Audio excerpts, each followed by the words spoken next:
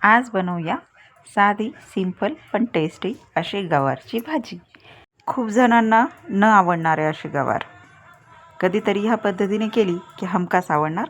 तर साधी, सोपी, टेस्टी अशी गवारची भाजी कशी करायची, तर चला रेसिपी आपण सुरू करूया.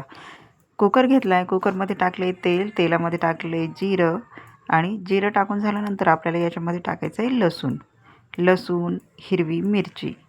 सगळं व्यवस्थित फ्राय करून घ्यायचं असतं आपल्याला. आणि सगळं फ्राय झाल्यानंतर आपल्याला याच्यामध्ये टाकायचं आहे कांदा व्यवस्थित परतून घ्यायचा आहे. आणि कांदा परतून झाल्यानंतर आपल्याला याच्यामध्ये काय टाकायचं आहे, तर तो आहे टमाटर. कांदा व्यवस्थित फ्राय करूया.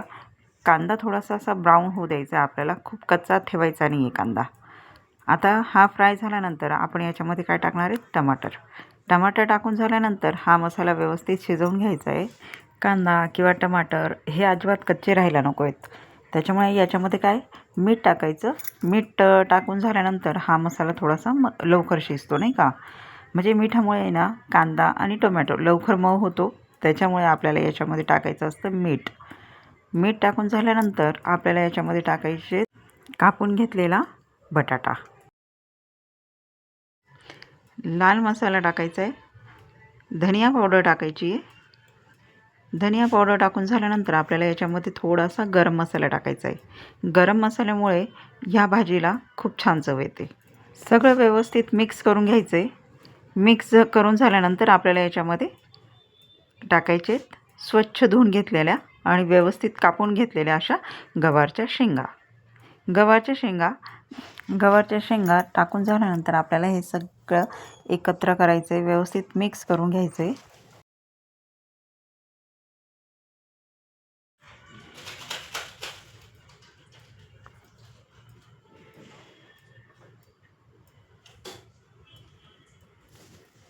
ह्या भाजीला फक्त हळद, लाल मसाला, थोडासा गरम मसाला आणि धनिया पावडर इतकेच मसाले लागतात. याच्यामध्ये आपल्याला दुसरा कुठलेही मसाले ॲड करायचे नाही आहेत.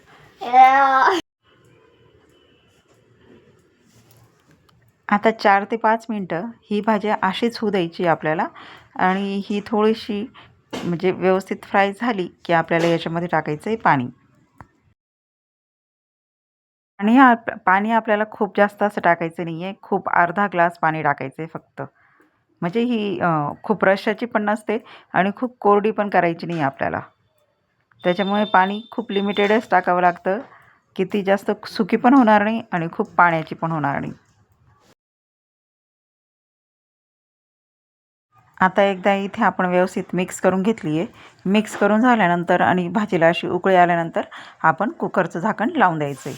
आणि 1 ते 2 शिट्ट्या आपल्याला इथे घेऊन घ्यायच्या आहेत. म्हणजे 2 शिट्ट्या होऊ द्यायच्या आणि तिसऱ्या शिट्टीला गॅस बंद करायचा आणि ही भाजी वाफेत होऊ द्यायची. अशा प्रकारे आपल्याला शिट्ट्या घेऊन घ्यायच्या आहेत. 2 शिट्ट्यांमध्ये ही भाजी हमखास होते. आणि तिसऱ्या वेळेस ज्यावेळेस शिट्टी व्हायला लागते त्यावेळेस शिट्टी दाबून द्यायची आहे आणि वाफेमध्ये ही भाजी आपल्याला होऊ द्यायची आहे.